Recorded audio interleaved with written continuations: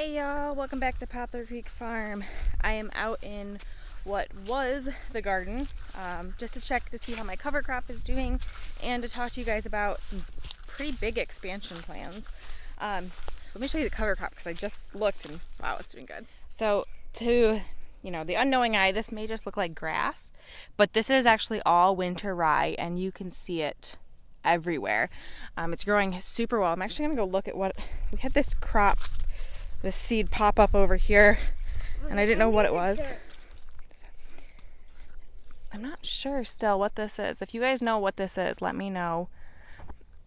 Maybe it's a type of radish because I have had radishes sowed in here as a cover crop before. So that may be, and I know there's some radishes over further that are, like I did sow those this year. I also do have, I've done mustard before and mustard seeds spread like crazy, so that could be, but the mustard seeds I did before, are they dead? Yeah, because the frost, honey. The mustard seeds I did before were red, so I don't think that's it. Although it does look, they look very much like these radishes. Almost exact, so I'm wondering this must be the radish too. That must be the radish over there. But I did the tilling radish all over here because this soil here is a lot denser and a lot clumpier and was harder to till and harder to work with. So let's talk big expansion plans. So my parents and I walked to their land the other day to kind of go over where they're okay with me growing things. And so their house has started now. Their house is being built currently. And one of these days I will bring the camera up there and show you guys what's being done there and where they're at. It's really coming along quickly, which is awesome. But because that they are kind of getting to see like where their actual backyard is going to be, what they're considering their backyard, although their whole acreage is, because their house is pretty close to the road, like their whole acreage is their backyard, but where they want to be just backyard. So where they'll actually have just like yard and their fire pit and where they'll let their dog out and things like that, where they'll be able to hang out in the backyard. Also where they're going to have their personal garden, which will be their own, their tomato plants, their beans, their cucumbers, things like that. But then we're going to do a lot of production crops up there, things that don't need a whole lot of hands-on. I'm only 5-6 minutes from their house driving. It's just up the road, over the hill actually. But because of that, we still have to be somewhat hands-off. It can't be something that like beans that I have to harvest every day once they're in production. Although I may do some beans up there, but it would be drying beans. So we kind of walked around and figured out where we're going to be growing. And I'm probably adding an acre and a half, maybe 2 acres total of growing space, which is huge. We also want to get some high tunnels up there. My mom really wants to have some high tunnels so that we can grow things, season extend and grow a little more over winter. Although without having heated greenhouse, you can't grow completely over winter in it, but at least season extension. And things like kale and broccoli and brassicas. Any of the brassicas can do okay in a high tunnel over winter with some protection. So we walked around and we decided where I had planted the squashes this past year, it didn't do super well. Partly it was a very dry summer, and also I just wasn't up there to like maintain and stay on top of weeds. So where that is going to be all flowers. My mom really wants a lot of flowers. Things like zinnias, cosmos, sunflowers, things like that are just fairly easy. They're not going to be, my mom's like, dahlias. And I was like, you don't understand dahlias. Like, it's not easy in zone 5B. We cannot overwinter them. We have to grow them up, store them, or, purchase new ones every year. Not worth it. Zinnias are just as pretty, and a lot less work. So, but things that are, lower maintenance, like where you can just kind of throw seeds and have them grow. We're also going to do a bunch of potatoes, all different varieties of potatoes, a golden potato, like a Yukon Gold, and then a russet, and then probably some sweet potatoes. I also want to do the Adirondack Blue, so just a bunch of different potatoes, and we can do them in a really large scale because they have, again, just so much space for us to grow. And then one other portion, so we're going to kind of have like little patches of garden space, and I will walk you guys up there at some point and show you. It's just really hard to see it right now because right now it just looks like a big old field, and I don't have, if I had a drone and I could like give you an aerial view of it, it would probably be easier to explain.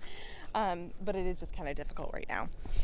So we'll also do, in another portion, we're going to do sweet corn, which I tried this past year, but I purchased seeds at Tractor Supply. I purchased bird pea seeds, and honestly, I kind of knew that they probably wouldn't do spectacular, but I figured, it didn't hurt to try. It didn't grow anything really. I just lost a few bucks. But this year I'm going to order a higher quality seed from a place, probably like Johnny's Selected Seeds or Hudson Valley Seed Company, or just somewhere. I really do want to order in bulk, so probably Johnny's Selected Seeds will be the place I go through. Although they're organic seeds, but they're mostly F1 hybrids, so they're not super sustainable with seed saving. But at this point, that's not where I'm at anyways. So eventually I would love to get into an heirloom sweet corn that grows well. And then we'll do a bunch of squashes, kind of trying to do like a Three Sisters, but not necessarily as interplanted. Also some drying beans there, because again, drying beans, I've talked about this in past videos, drying beans are really sustainable. You can very easily save the seeds, because the seeds are what you're saving to eat anyways. You let them get dry on the vine and then save them, and you have not only food, but you also have seeds for the next year. So I really want to do a bunch of drying beans, some black beans, kidney beans, probably cannelli beans, or cannellini, however you say it. I've always said cannelli, and I'm probably saying it wrong, but whatever. And then also, then we're going to do a patch of dent corn as well, which, if you don't know what dent corn is the corn that can be ground up for like cornmeal. My mom and my sister both have celiac disease, which means that they can't eat gluten, and they are very sensitive. My mom is extremely sensitive and cannot really even like bake anymore with regular flour because it bothers her that much. They also have to be dairy free. They're also lactose intolerant, although I would love to try some A2 milk with them and see if they can tolerate it better. But anyways, I can't plant things like wheat. We have the winter rye here, and last year, we till it in before it really develops anyways, and there was some that was developed that, had actual heads on it, and actually you could have harvested rye from, which that has gluten as well, so that could have bothered my mom, but fortunately it didn't. But so oats, you get oatmeal in the grocery store, right? And there are gluten-free ones. Oats themselves don't have gluten. It's that their gluten-free ones are grown where they're not going to be near crops that have gluten. So even just having the rye or having wheat near crops that my mom is going to consume could potentially cause issues. And again, the rye didn't this past year, but there was very minimal that went to actual seed. So the amount of exposure was still limited. But I don't want to cause her potential issues. So we will try the corn and do dent corn so that we can bake with the cornmeal and thicken things with it, and use it for like a flour pretty much, and not have my mom be having stomach issues with it. So that is our big expansion plan, and I am so excited.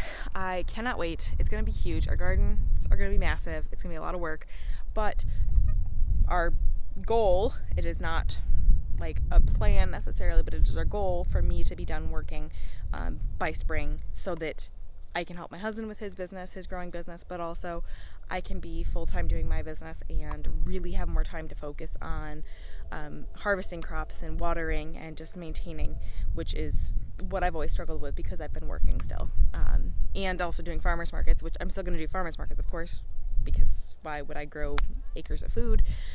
I guess for myself too and my family, but part of the reason I'm growing so much is to be able to sell at market as well. So I'm so excited, and I'm really hopeful that I am able to stop working this spring and be able to just focus on maintaining my crops and harvesting, so that I can sell and so that I can have a really successful business. Thank you guys for hanging out with me today. Remember, we're growing today for a better tomorrow. Please like and subscribe and join me on the next one.